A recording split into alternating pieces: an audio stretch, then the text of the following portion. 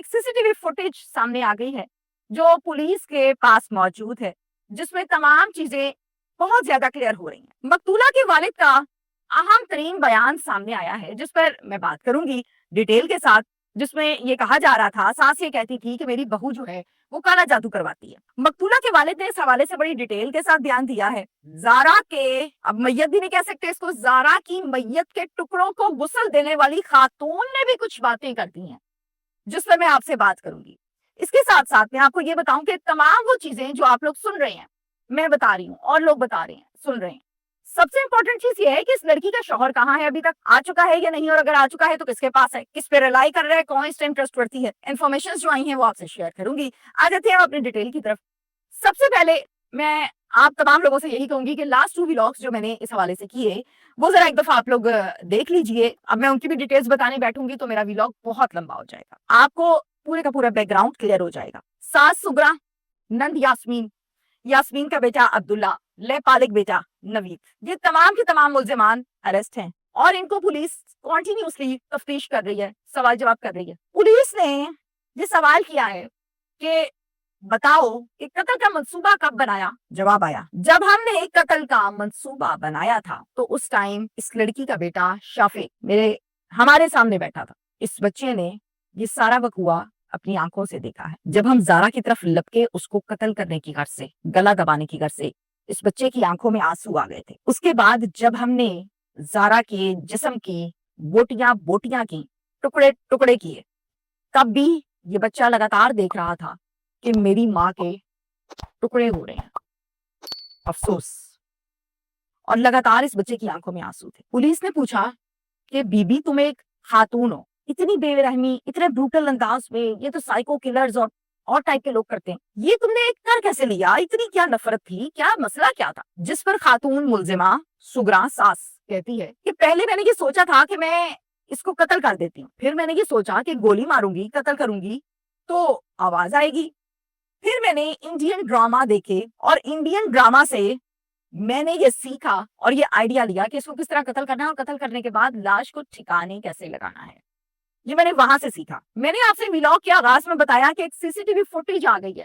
CCTV footage جو آئی ہے اس کی ڈیٹیلز کچھ اس طرح سے ہیں کہ یہ ملزمان بھی بتاتے ہیں اور فوٹیج بھی بتاتی ہے، اور فوٹیج پولیس کے پاس ہے۔ بتاتے ہیں جی کہ جب ہم نے زارا کی باڈی کے ٹکڑے ٹکڑے کرنے تھے تو جو سگرا ہے وہ کہتی ہے کہ میں اور نوید لے پالک ہم بازار گئے، وہاں سے ہم نے ٹوکا چھڑیاں خریدی، جس دکاندار کے پاس گئے، کتنے کے یہ ٹوکے چھڑیاں خریدے گئے، کس راستے سے گزر کر خریدے گئے، اور لے کر واپس آئے۔ یہ تمام چیزیں CCTV فوٹیج میں موجود ہیں۔ اب یہ تمام چیزیں CCTV فوٹیج میں بھی آ گئیں، پولیس کے پاس فوٹیج موجود ہے۔ دکاندار یقیناً یہی سمجھ رہا ہوگا کہ کسی جانور کو ذبح کرنا ہے، اور اکثر اوقات جب جانوروں کو ذبح کرنا ہوتا ہے تو شہری دکانوں پہ جاتے ہیں اور خریدتے ہیں یہ تمام چیزیں۔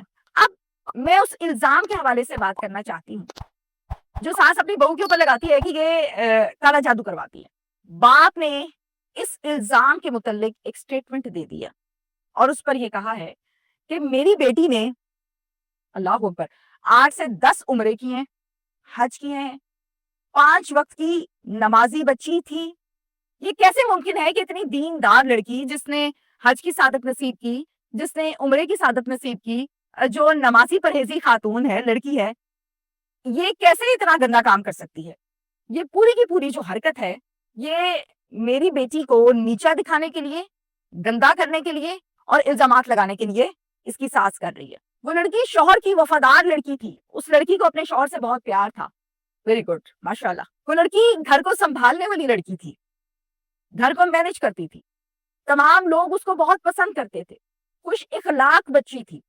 شافع کی ماں تو تھی لیکن اس کے اپنے اندر بھی بچپنا تھا، اس قدر معصوم لڑکی تھی۔ ان تمام باتوں سے اس کی ساس بہت جیلس ہوتی تھی اور پھر اس نے یہ کام کیا ہوگا۔ اب مزید اس حوالے سے میں آپ کو بتاؤں کہ یہ بھی کہا جا رہا ہے کہ ظاہر ہے سگرا کا بیٹا قدیر تھا ہی سعودی عرب میں۔ اب دوسرے لوگوں کی روٹین دیکھیں نا، ہم تو کیا ہوتا ہے کہ دوسرے لوگ جو سال میں کوئی 1 دفعہ کو 2 دفعہ پاکستان آتے ہیں، آ کے رہتے ہیں یہاں پہ اور بات چیت کرتے ہیں، فیملی کے ساتھ ٹائم سپینڈ کرتے ہیں۔ یہاں پہ معاملہ تھوڑا ڈفرنٹ تھا۔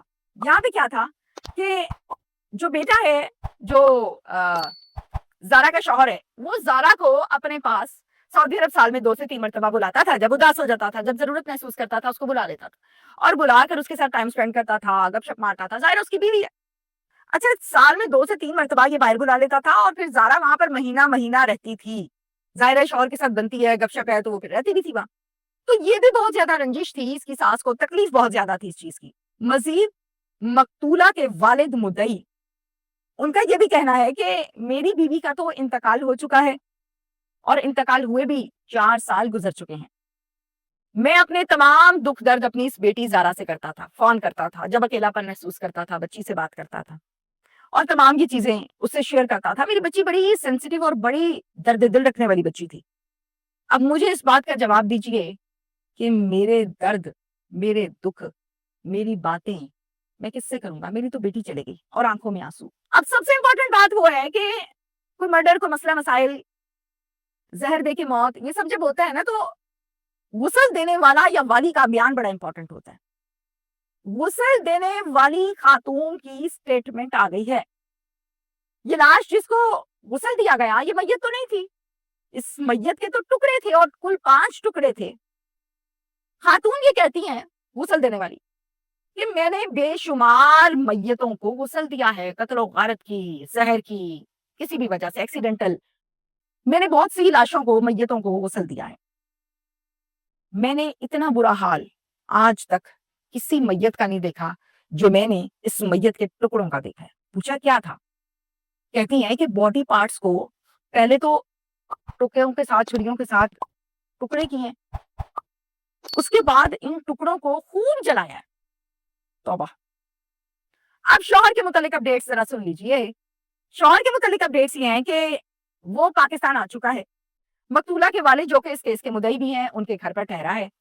شافع بھی ان کے پاس ہے، یعنی اپنے نانا کے پاس ہے. اب شافع نانا کے پاس رہے گا، سعودی عرب والد کے ساتھ جائے گا، کہاں جائے گا اس کا بھی فیصلہ نہیں ہوا، لیکن بظاہر حالات سچویشن سے ایسا محسوس ہوتا ہے کہ اس ٹائم مقتولہ کے جو شوہر ہیں یہ اپنے سسر کہیں گے، باپ بھی کہیں گے، ان پر ریلائی کر رہا ہے اور وہی اس کیس کو دیکھ رہے ہیں، وہی مدعی ہے. دیکھتے ہیں کہ آگے یہ معاملہ کدھر کو جاتا ہے. مجھے انتہائی دکھ کے ساتھ کہنا پڑ رہا ہے کہ میں سیریل وائز کر رہی ہوں چونکہ ڈیٹیلز آپ کے ساتھ شیئر کر رہی ہوں. کیا قصور تھا اس شوہر کا جو اپنی بیوی سے پیار کرتا تھا؟ کیا قصور تھا اس باپ کا جو اپنی بیٹی سے پیار کرتا تھا؟ کیا قصور تھا اس بہو کا کہ وہ وفاداری سے گھر کو مینج کر رہی تھی؟ اس پر اس کے ساتھ یہ سلوک کیا گیا. ایسے لوگوں کو عبرت کا نشان بنانا چاہیے. Thank you.